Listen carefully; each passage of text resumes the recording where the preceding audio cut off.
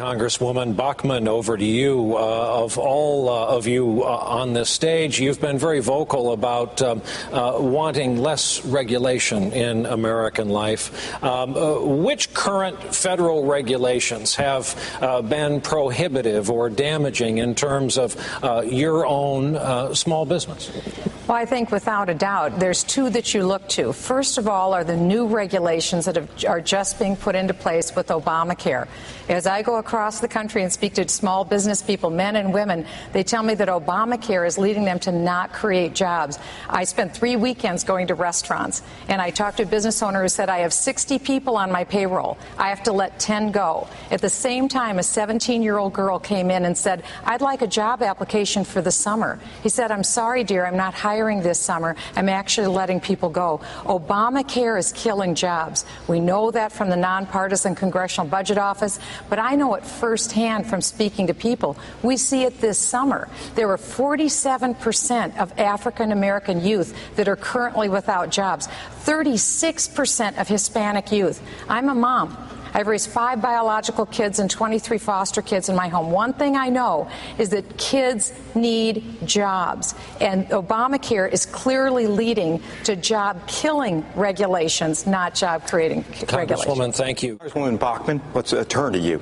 Is Governor Romney's support of an individual mandate in Massachusetts, is that disqualifying from the point of view of conservative voters?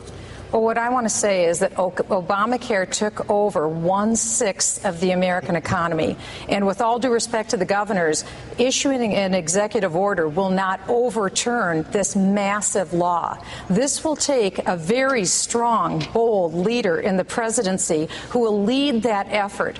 None of us should ever have ourselves think that the repeal bill will just come to our desk. It will take a very strong leader. I was the first member of Congress to introduce the bill to actually repeal Obamacare. As the nominee of the Republican Party, it will be my business to make sure that I elect also 13 more Republican senators who will help me repeal Obamacare. This is the issue of 2012, together with jobs. This is our window of opportunity. If we fail to repeal Obamacare in 2012, it will be with us forever, and it will be socialized medicine. It must be gone now, and as President of the United States, I won't rest until I repeal Obamacare.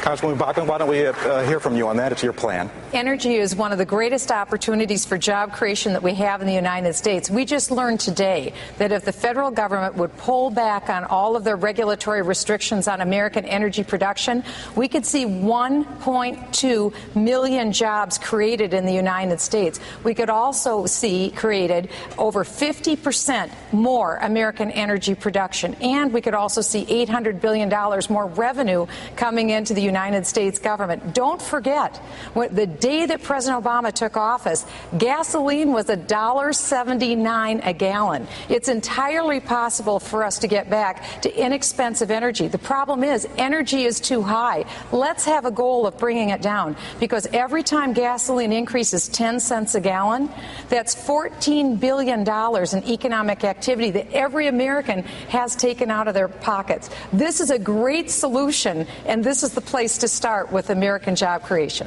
John. Congresswoman Bachmann, this is an issue you've also talked about, HPV. Well, what I'm very concerned about is the issue of parental rights. I think when it comes to dealing with children, it's the parents who need to make that decision. It is wrong for government, whether it's state or federal government, to impose on parents what they must do to inoculate their children. This is very serious, and I think that it's very important, again, that parents have that right. Education reform is another area. That's where I cut my teeth in politics, was being involved in education reform, because the problem you see is one of framing. It's the idea is, should the federal government control these areas, or should parents and localities control these areas? We have the best results when we have the private sector and when we have the family involved. We have the worst results when the federal government gets involved, and especially by dictate to impose something like an inoculation on an innocent 12-year-old girl. I would certainly oppose that. Congresswoman, you've said the fence, that you believe the fence is fundamental as an integral part of controlling the border. Let's say that in 2012 or 2013, there's a fence, the border is secure, gasoline is $2 a gallon. What do you do then? with 11 million people, as the Speaker says, many of whom have U.S.-born children here. What do you do? Well, again, understand the context and the problem that we're dealing with. In Mexico right now, we're dealing with narco-terrorists. This is a very serious problem. To not build a border or a fence on every part of that border would be, in effect, to yield United States sovereignty not only to our nation anymore, but to yield it to another nation. That we cannot do. One thing that the American people have said to me over and over again, and I was just last week down in Miami, I was visiting the Bay of Pigs Museum with Cuban Americans. I was down at the Versailles Cafe. I met with a number of people.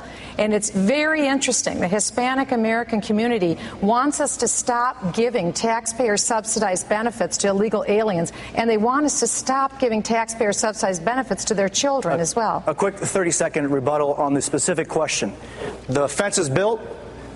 The border is under control. What do you do with 11.5 million people who are here without documents and with U.S.-born children? Well, that's right. And again, it is sequential, and it depends upon where they live, how long they have been here, if they have a criminal record. All of those things have to be taken into place. But one thing that we do know, our immigration law worked beautifully back in the 1950s up until the early 1960s, when people had to demonstrate that they had money in their pocket, they had no contagious diseases, they weren't a felon, they had to agree to learn to speak the English language, they had to learn American history and the Constitution. And the one thing they had to promise is that they would not become a burden on the American taxpayer. Thank you. That's what we have to enforce. Amend your comment or vote since then, Congresswoman Bachmann? Well, what I wanted to say is there's someone else who would join us in that agreement, and that would be Ronald Reagan. Because Ronald Reagan made a deal where he took $3 in spending cuts for $1 in tax increases. And in fact, what happened is that there ended up being $3 in tax increases and $1 in tax cuts. That's the problem with Washington, D.C. I've seen it all the time. That's why I've been leading on this issue for the last 5 years, and why we can't trust the status quo in Washington, D.C. We have to have a president with a core sense of conviction that's going to fight on these issues and recognize. And so we would welcome the former president to this club. Congresswoman Bachmann, on the same theme, you opposed the U.S. intervention in Libya. If President Obama had taken the same view, Gaddafi would in all likelihood still be in power today. To be clear, are you advocating a shift away from the George W. Bush freedom agenda with its emphasis on removing dictators from power and promoting human rights? Well, I want to say, as devastating as our economy is with the policies of Barack Obama, I think that he has actually weakened us militarily and with the United States presence globally. We have, for many years, maintained global order in the world with our United States military. We have the finest military. But in this last debt ceiling debate, one of the alternatives that came forward that we're going to be looking at with this new super committee of 12 different members of Congress is to see that our military could be hit with a huge reduction in resources. The president has not done what he needs to do to keep the United States safe. If you look at the biggest issue in the Middle East, it's a nuclear Iran. And the president has taken his eyes off that prize. As a matter of fact, what he's done is he said, in fact, to Israel that they need to shrink back to their indefensible 1967 borders. I sit on the House Permanent Select Committee on Intelligence. We deal with the nation's classified secrets. And I firmly believe that the President of the United States has weakened us militarily and put us more at risk than at any time. Congresswoman, time, and thank you. I just want to follow up on that. The Arab Spring is a big, big issue in the world, and the question is, what role does the U.S. have, including militarily, to promote democracy and topple dictators? I didn't hear your answer with respect to Libya. Well, I believe that it was wrong for the president to go into Libya. Number one, his own Secretary of Defense, Gates, said that there was no American vital interest in Libya. If there is no vital interest, that doesn't even meet the threshold of the first test for military involvement. The other thing is we didn't know who the rebel forces were in Libya. Take a look at where we're at in Libya today. Take a look at the oil revenues. We don't know if they will get in the hands of people who will have designs on radical Islam and the implication of a global caliphate. These are very serious issues, and I think it was wrong for the President of the United States to go into Libya. Congresswoman Bachmann, a question about energy. Back to that subject for a moment. Were you quoted correctly, and do you stand by it, as wanting to drill in the Everglades in Florida? Well, the question was asked of me about that, and what I said is that we have American energy resources all across this nation, and of course we would do it responsibly. That was my response at the time.